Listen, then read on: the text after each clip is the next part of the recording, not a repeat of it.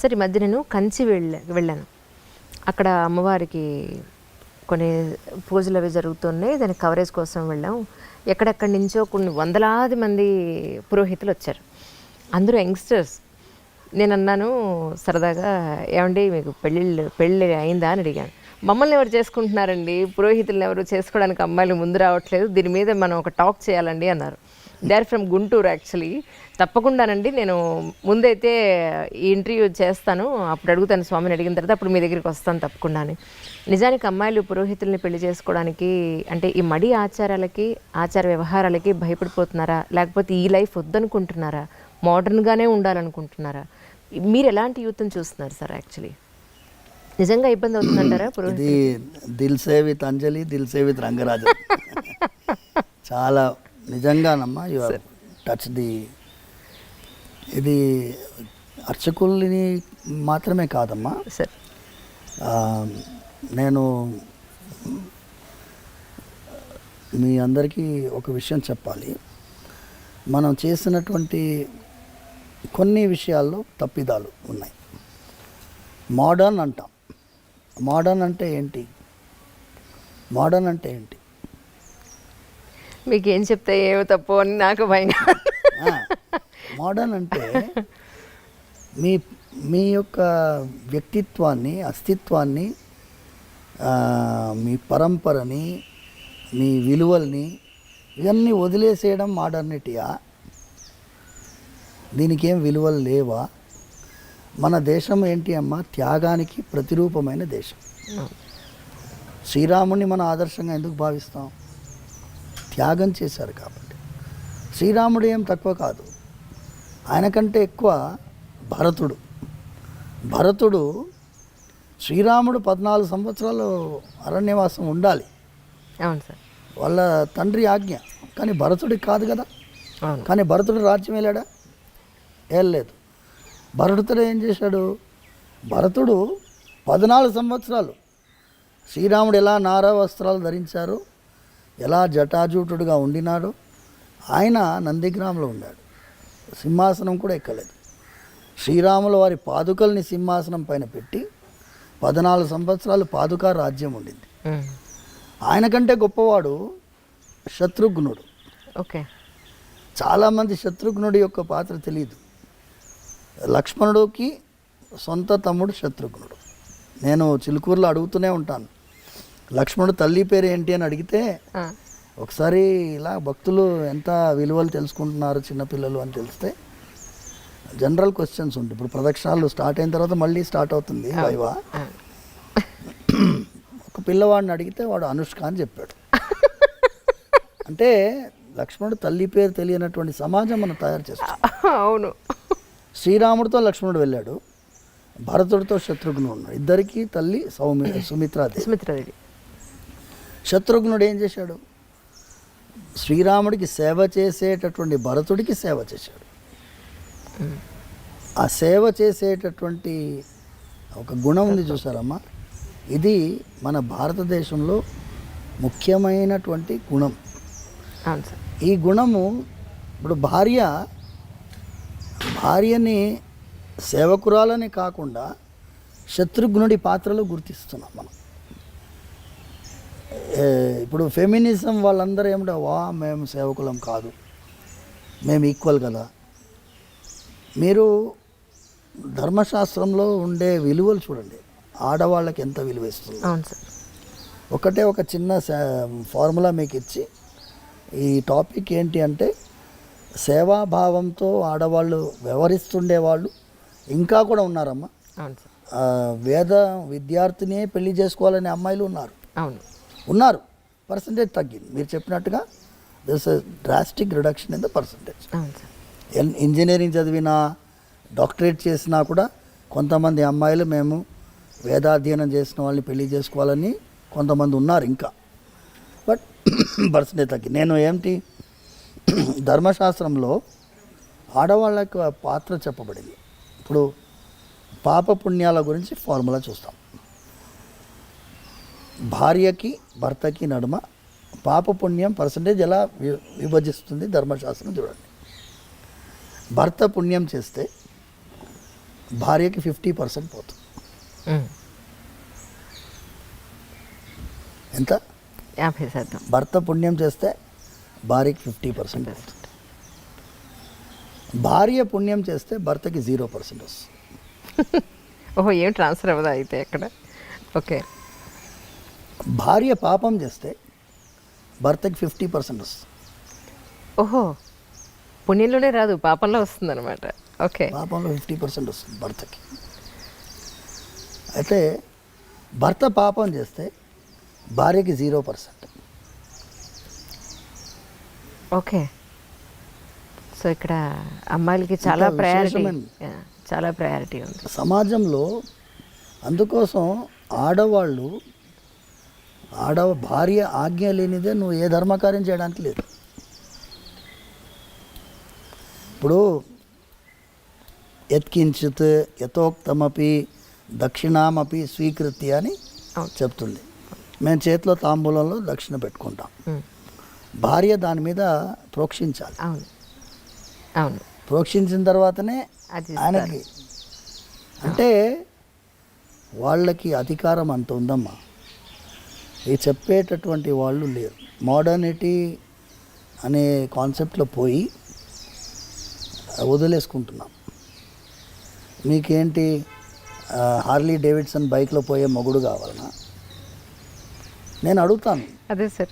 Harley Davidson బైక్లో పోయే మొగుడు కావాలా? ఏ దుర్గుణాలు లేకుండా ఒక విలువ గల జీవితం జీవించే మొగుడు కావాలా? ఎందుకంటే రుక్మిణీదేవి శ్రీకృష్ణ పరమాత్మకి లెటర్ రాస్తుంది, లవ్ లెటర్ తెలుసు కదా మీకు. ఇప్పుడు ఏమనుకుంటున్నారు, ఈ లవ్ అనేది ప్రేమ పావురాలు ఈ సినిమాలన్నీ వచ్చినప్పుడు సార్, ప్రేమ మనకి నేర్పించి బ్రిటిష్ వాడు, లేకపోతే అక్బర్, ఆ కాలంలోనే ప్రేమ పుట్టింది ఈ దేశంలో అనుకుంటున్నారు. అవును. రుక్మిణీదేవి శ్రీకృష్ణుడికి లవ్ లెటర్ రాస్తుంది. ఓకే. ఎన్ని వేల సంవత్సరాల ముందు. స్టార్టింగ్ అది చాలా పెద్ద లవ్ లెటర్. అందులో మొదటి సెంటెన్స్ చెబుతాను. సార్.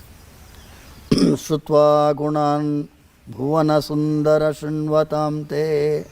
శ్లోకం మొదటి లైన్ శ్రుత్వా గుణాన్. నేను అప్పుడంతా ఫేస్బుక్ లేవుగా, అవును, అప్పుడు భారత్ మ్యాట్రిమోనీ లేదు కదా, అప్పుడు ఫొటోస్ చూసే అవకాశం లేదు కదా. రుక్మిణీదేవి అంటుంది, స్వామి నీ యొక్క గుణాల గురించి విన్నాను. శ్రుత్వా గుణాన్, నువ్వు భువన సుందర శృణ్వతాంతే, నువ్వు అందంగా ఉంటావని కూడా విన్నాను. Okay. So she is giving top priority the character. అవును. ఇక్కడ నేను వివాహాని కోసము చాలాసార్లు కొంతమంది జిజ్ఞాసతో వస్తారు. స్వామి మా అమ్మాయి వాళ్ళని రిజెక్ట్ చేస్తుంది, వీళ్ళని రిజెక్ట్ చేస్తుంది అంటే నేను అమ్మాయిని పిలుస్తాను. నేను అంటానమ్మా, వాడు పొట్టిగా ఉన్నాడు, కొంచెం కలర్ తక్కువ ఉన్నాడు, లేకపోతే బట్టతల వచ్చిందను. బట్టతల అనేది సహజం అయిపోయింది. అవును, అవును. 26 ఇయర్స్కే బట్టతల వస్తుంది. ఈ కారణాల వల్ల నువ్వు రిజెక్ట్ చేస్తున్నావు. కానీ ఒక్కసారి టెంపరీ ఐటమ్స్ మీద నువ్వు కాన్సన్ట్రేట్ చేస్తున్నావు. పర్మనెంట్ ఐటమ్ వాడి క్యారెక్టర్. కరెక్ట్. ఆ క్యారెక్టర్ చూసే క్వాలిటీ నీలో ఉండదు. క్యారెక్టర్ చూసే క్వాలిటీ మీ తల్లిదండ్రుల్లో, వాళ్ళ బంధువుల్లో ఉంటుంది. అవును. ముందంతా ఏం చేసేవాళ్ళమ్మా, ఇవ్వడానికి ముందు బంధువులు వెళ్ళేవాళ్ళు వాళ్ళ ఇంటికి. అవును. అర్లీ మార్నింగ్ వెళ్ళేవారు, 6 o'clock 6:30కి వెళ్ళేవారు. ఓకే. వెళ్ళేస్తే ఏమండి ఇలాగే వచ్చాం, ఇటు వచ్చాం అంటారు. పిల్లవాడు వస్తాడు, ఇప్పుడు తాగుబోతున్నాను హ్యాంగ్ ఓవర్లో వస్తాడుగా, తెలిసిపోతుంది. నిజం. మంచి చెడు తెలుసుకోవాలంటే అందుకే వెళ్ళాలంటారు, ఇంటికి వెళ్ళి చూడాలంటారు. చూసి గుణం చూసి అమ్మాయిని ఇచ్చేటటువంటి వాళ్ళు అంత జాగ్రత్త పడుతున్నప్పుడు ఇప్పుడు ఏమైపోయింది, ఎప్పుడైతే ఈ ఆన్లైన్లో వెబ్సైట్లు వచ్చాయో మనకి అవకాశం లేకుండా పోయింది. మీరు చాలాసార్లు నేను మీ ఇంటర్వ్యూస్లో కూడా చూశాను, భార్యాభర్తల నడుమ ఒక విధమైన ఆర్గ్యుమెంట్స్ని హ్యాండిల్ చేసే కెపాసిటీ కూడా పోయింది. అవును. చాలా సున్నితమైన అంశం. నేను కొత్తగా పెళ్ళైన దంపతులు వస్తే నేను వాళ్ళిద్దరికీ దండలు మార్పించి వాళ్ళకి చెప్తాను, వివాహం మీరు అన్యోన్యంగా ఉండాలి, ధనధాన్య సమృద్ధితో ఉండాలి, పుత్ర పౌత్రాభివృద్ధి ఉండాలి, వీక్లీ 15 minutes ఆర్గ్యుమెంట్ కూడా ఉండాలని చెప్పి కరెక్ట్ 15 minutes పెట్టుకోండి ఆర్గ్యుమెంట్ టైం. 15 minutesలో మీరు ఏమేమి ఆర్గ్యూ చేయాలో చేసుకోండి. 15 minutes అయిపోయాయి, 16th minute అలా మోగాలి, అయిపోయింది. So that is the period. Correct. You can make it 15 minutes or half an hour, it's up to you. Arguments లేకపోతే అందులో మజానే లేదు. నిజం. ఏ రోజు తిట్టుకునే కంటే సరే ఇప్పుడు okay noted down, we will have it on Sunday this time, ఎంత బ్రహ్మాండంగా ఉంటుంది. పర్ఫెక్ట్. అసలు ఇది నేను సూచించేది. సార్ వాళ్ళు అన్యోన్యంగా ఎన్నోసార్లు మేము ఎన్ని వివాహాలు నిలబెట్టామంటే డైవర్స్ వరకు వెళ్ళిన వాళ్ళని కలిపాం. తల్లిదండ్రులు, వీళ్ళ తల్లిదండ్రులు వాళ్ళ తల్లిదండ్రులని కొంచెం వాళ్ళని సపరేట్గా వదలండి కొన్ని రోజులు, మీరు ఇంటర్ఫియర్ కాకండి. అమ్మాయి తల్లిదండ్రులు ఇంటర్ఫియర్ అవుతారు, అబ్బాయి తల్లిదండ్రులు ఇంటర్ఫియర్ అవుతారు. వివాహం చేసేటప్పుడు ఎంత కలిసి పనిచేస్తారో విడగొట్టడానికి మాత్రం అంత టీం వర్క్ చేస్తారు. నేను చెప్పినాను, విడగొట్టడానికి టీం వర్క్ చేయకండి అమ్మా, వాళ్ళని వదలండి. Just let them sort their problems out. చాలా సినిమాల్లో ఏమవుతుంది, వివాహం ఈజ్ ద ఎండ్ అని వేస్తారు, అక్కడే బిగినింగ్. అవును, అప్పుడే మొదలు స్టార్ట్ చేయడమే. మీరు అక్కడి నుంచి మీరు ఏ మూవీలోనైనా వివాహం అయిన తర్వాత ఆనందంగా ఉండే మూవీస్ చూపించాలి కదమ్మా. వచ్చాయి అలాంటి మూవీస్. Correct sir. పెళ్ళితోటి ఎండింగ్ అయిపోతుంది. అవును. రామాయణంలో సీతా కళ్యాణంతో ఎండ్ అయిపోయింది అనుకో, రామాయణంలో ఏముంది, ఏమీ లేదు. అందుకోసం మేము ఈ త్రూ యూ తెలిసేలో ఇది చేయాలి. అవును సార్. ఇది చాలామంది మీరు సైకియాట్రిస్ట్ తోటి, కౌన్సిలర్స్ తోటి మీరు చేశారు. అవును సార్.